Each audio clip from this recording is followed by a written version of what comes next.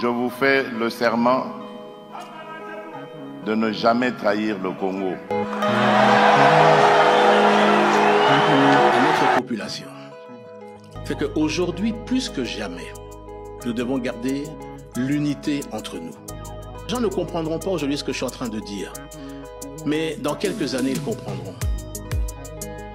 La chance que nous avons aujourd'hui, c'est d'avoir ce président, Félix Tshisekedi. Pourquoi? Parce qu'il est celui qui s'est levé contre le Rwanda, contre Paul Kagame. Ce que vous devez savoir, faire la paix, ce n'est pas une faiblesse. Voilà. Bonjour à tous, merci pour la confiance, merci à tous ceux qui se sont abonnés sur notre chaîne. Comme j'aime souvent vous dire que c'est la meilleure façon de nous soutenir. Merci chers compatriotes, partout où vous êtes, en France, en Belgique, en Angleterre, en Amérique, partout. C'est un grand plaisir, un grand plaisir de vous avoir dans cette grande communauté. Chers compatriotes, Mbote, Bande Konyansa partout, partout, Zamba Sungabino. Bande Kolelo Tokutani le 31 octobre, Toko clôturer mois octobre. Makambuni Neleki. Vous voyez qu'il y a mis sur journée à lobby, les acquis braqués à Paris. Place conférence sur la paix na Grand Lac et Salamaki. Qu'est-ce qui se passe? Discours Egozala Nini, président Koloba Nini, et les Kindenge de Kanaki, 3 présidents Bazalaki. Tu as qui na président il y a RDC, Félix Antoine Tshisekedi Chilombo. Tu as qui na président il y a Togo, Faure Gnassingbé et Adema. Tu as qui na président il y a France. Emmanuel Macron. Par président, la délégation belé, tout le monde qui paye ministre des Affaires étrangères, il y a Rwanda, Olivier, tout le monde qui ministre des Affaires étrangères, Thérèse Kwamba Wagner, tout le monde qui paye ministre, il y a France, Jean-Noël Barrot. Bandeko, avant de continuer, nako salana mbela o bandeko. Na ba Congolais nyonso, oyo ba fandaka na Belgique, na France, na Luxembourg, partout. Nous avons invité Bino humblement pour participer à la marche Oyo. Ils allaient organiser journée à samedi. C'est samedi, 1er novembre, na Belgique, marche Kobanda, na place de Trône, Toko Tambolati, na place de Luxembourg, si je ne me trompe pas. Bandeko, pourquoi il faut marcher? Bon, et puis de fois, Tomi lo bakali kamboyo, tozo marché, et tout ça, les l'autre côté, mon indéneto, zalaka dur envers ba FARDC na bisona ba wazalindo. Que, basa la repli stratégique te, ba bunda, basa la boba limbate. Marche pe ezali former bitumba biso pe photo sala, pona koloba stop, na massacre na est, pona koloba stop, na violence, pona koloba stop, na pillage zako sala na est na biso bandiko. Donc, nous avons invité les Congolais qui sont en Belgique, trouver temps, yaka pour marcher, pour manifester, là qui s'amukili, ce qui se passe. Ceux qui sont limbi, tous à la carte, le quoi, FARDC, tout wazali de Oyo, tous à coller la mikonyo, mais pourquoi retrait stratégique? Pourquoi baza kolimba? Donc, biso pe ya biso bitumba yangoyo, ya biso munduki, ezali marche. Kocha stop na makambouana nyonso. Je vous invite massivement, boya, to marcher, to protester, mukilito la kisa mukili, ce qui se passe. C'est très important. Donc, marche Kobanda, na 12 h na place de Trône. Nous avons invité les Congolais nyonso de bonne qualité. Bandeko, lobi miso zaiki na Paris, de na ebisibino, nini likani na Paris. Conférence, batu na batu ba lobby, ba eko lever option. Et pas il y a Nasuka, la conférence Nasuka, bah, il faut lever option. Il y a que, bah, couper ça, enveloppe moko. Il y a 1,5 milliard de dollars. Pour nous aider. Donc, bah, lever bah, fonds. Allant jusqu'à 1,5 milliard. Pour nous aider, bah, Ndekoya, Est, région à Grand Lac. Donc, il faut, si qu'on fongola aéroport, il y a Goma. Pour les aides internationales, bah, aide humanitaire et quitter la Hawana. Bandeko, gouvernement congolais, la médiation, bah, tout le monde va yokani, oui, tout au fond, l'aéroport, il y a Goma, na ba joué zo, il y a tout lancé procédure. Bandeko, bah, Rwandais, bah, l'ingé, ko yoga mutute. Mais c'est que bah, Rwandais, bah, boyi na mute mamoko, bah, lobby, et ko fongwa mate. Papa, Goma, ils en a Rwanda, ote. Bon, l'andana Olivier.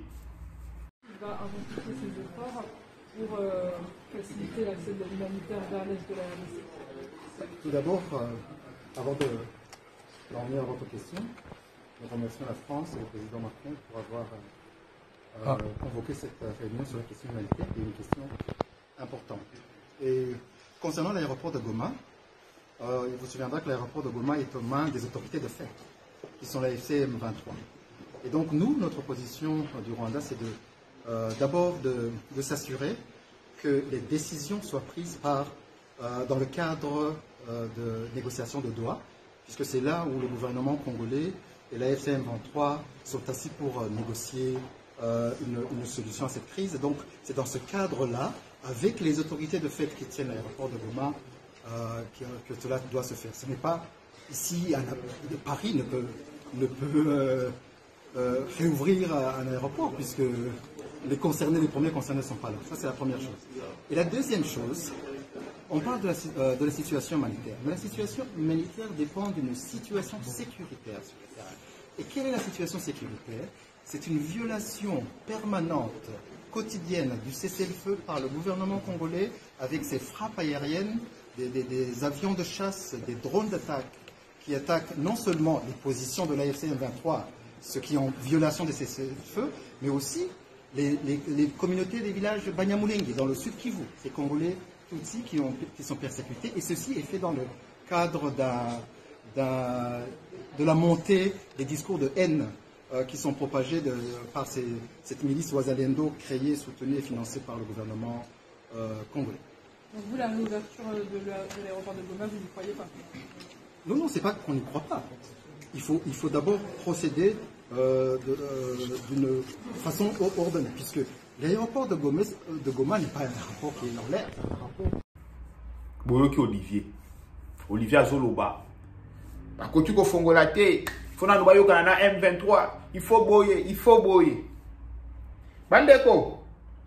Olivier tango alobi makambu na ye na moni nanga pa tweeté nanga alobi makambu ane concerné bango te, makambu ya kufongola aéroport ya Goma e concerné bango te. Après Puis kozwa tweet ya Patrick Mouyaya, tweet oyo na otangela bino na cheli bino pe. Patrick Mouyaya alobi nini? Alobi la réouverture de l'aéroport de Goma se fera uniquement sur autorisation des autorités congolaises et uniquement pour des vols humanitaires qui seront effectués en journée. Tout ça en bien. Deuxième paragraphe alobi nini? Alobi, ce n'est ni l'agitation du père, le Rwanda, encore moins celle du fils, le M23, qui remettra en cause l'engagement de ceux qui, aux côtés du président Tshisekedi, Emmanuel Macron et Faure Gnassingbé Yadema, se sont mobilisés aujourd'hui à Paris pour de millions de femmes et des enfants qui ploient quotidiennement sous l'ajout des agresseurs et de leurs supplétifs. Vouloir marchander ou stopper à une intervention humanitaire urgente en faveur de nos compatriotes est non seulement un déni, mais aussi une autre preuve de la barbarie et du cynisme de ceux qui gouvernent par crime. Dans ce qui se fera, nos compatriotes déplacés au Burundi pourront aussi recevoir de l'aide via l'aéroport de Bujumbura. À Paris comme à Bruxelles, notre voix a été clairement portée et surtout attendue. Une voix qui demande la vérité, la justice, la paix, une paix durable. Congo Téléma. Message à Patrick Mouyaya. Alors, bibo, kofungwa ma aéroport ya Goma et que ça la makaka na décision ya gouvernement congolais. M23 olinga te aéroport ya Goma kofungwa ma bakuyana ba aide humanitaire. Bande kotala piège. Vous voyez pourquoi Kagame ne s'est pas déplacé? Kagame savait que ceux qui a yé balinga ba signer papier wana. Oui, parce que ils pour des raisons humanitaires. Nabibo, ils pour des raisons humanitaires. Naza na posa na mona Kagame, to le Rwandais, batelema. Balobake non, pour des raisons humanitaires to oboya. Bandeko, awa ba Rwandais balingi nini? Le o ba benga le non dit. Ba Rwandais balingi aide ekitela na Rwanda ba acheminer yango na Goma na Bukavu. Loko a Gisenyi eza pembeni. Aide ekitela na Gisenyi, ba tia na camion et dans ba on ba zino ba aide nyonso ba contrôler po ba yeba vraiment ko contrôler makambuto.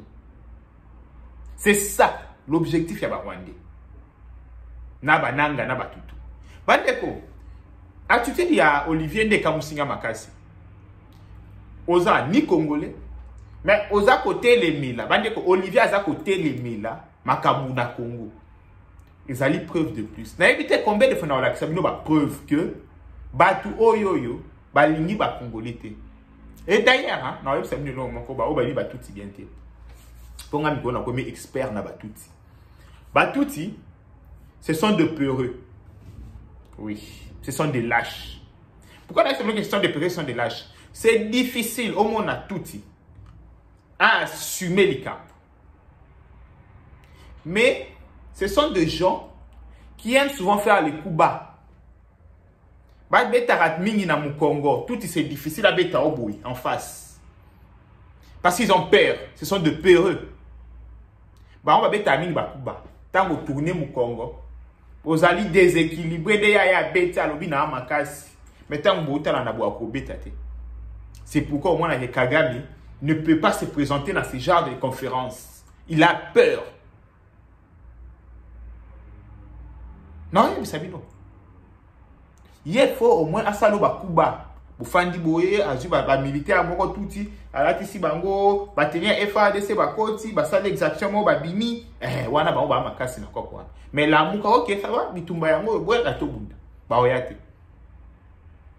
Ba oyate. Donc en face na biso to ana ba lâche ba ne lo ba olukate parce que ba ne lo ko ba oluka ba ngaba biso biso déjà peut-être depuis kala Giawe Cécilie. Le président a été clair dans ce sujet wana. Boye bisa biso bolingi nini. Tilelo. Bandeko. Tilelo. Na biboye. Boye bisa biso bolingi nini. Tilelo ba tuti ba tira bisa biso te bolingi nini. Bato aboye to kina bango wapi. Yebisanga. To kina bango wapi. Bato aboye. Ils ont passé, ils ont vraiment passé. Alors, chaque jour, on a toujours patriotisme dans le Congolais. On a Congolais na patriotisme. Parce que bozo mona bino moko. Bino moko bozo mona. Tout comme on a Paris, tout signé, tout comme on levé ba fond, tout ya ko aider bande ko Goma Bukavu. Ba Rwanda ba hôtel lemela. Na ba supplétif ba bananga. Bande ko boza la calme. Na lobi que aéroport ya Goma efungwa. Oya tie timba beta nanga gazon. Na bibo. Aéroport ya Goma ekofungwa. Bon mon appelle ofungwa ma.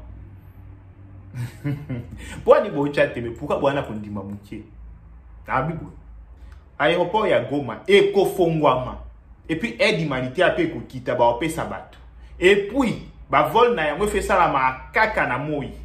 Volo nyonso ko meka ko sala na butu. Volo nyonso manifeste na ngwe kozala epesa mi na gouvernement congolais te drone na ko abattre yango. Alors que bato ba obanga ote soki aéroport ya Goma efungwa mi M23 ko utiliser yango. Tene pourquoi ils ofungwa mai? To tigile na mi ba bata, to chela na radar ils ont contrôler kaka yé. To mona ka avion moko boyi. Ata ya ese attaque Rwanda ke banda okota elobite silika bien zo kita na nini te e osepela eko sepela bandeko na esa bino ki makambo itali drone bo banga te niveau ba drone o toza nango bandeko botika to sombi tema ba drone na niveau moya ke to investir mingi ka na drone. Tu investir ba millions quand on a drone. Tozana ba drone ata bo battre 100. Bo komo na 100 monsieur Robin. Tu ana ba drone belé moko ya niveau ya que non.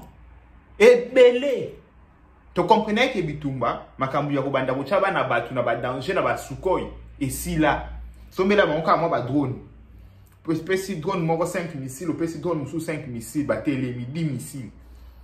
Ba moni avion betaka moko drone ana précision ou betika moko avion ani etika moko kaka bandeko na tabino que to koma na niveau moko boye to kolongwa même mitema ya bomoto to koma na mitema banyama ba Rwanda ba memi biso na étape wana bomoto nyonso comme aussi la biso je vous dis hein. Pour Nakala, on avait vraiment ces sentiments humains. Non, ils avaient vie humaine.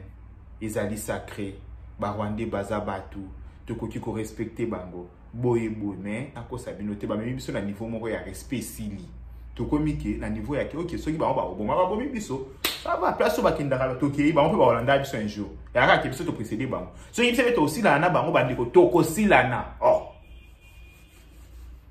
bango ba bangi te po ba boma batu na Goma Bukavu ba bangi te ba yoki batu soni te mais biso poto zongisela bango to banga to yoka soni so bino bo yoka soni wana bino soki bino bo yoka soni wana bino na na temps ko yoka mutu soni te to ana temps wana te Congo to continuer ko soutenir pays na biso pona bandeko ba na Belgique na zo rappeler bo sanate marche ezali organisé na place du trône to kutana na 12h lobby samedi na place du trône to kotambola ti place oyo tokokoma donc yozala eloko malamu merci mingi na bandeko nyonso banandi biso ba pesi biso confiance tamba pam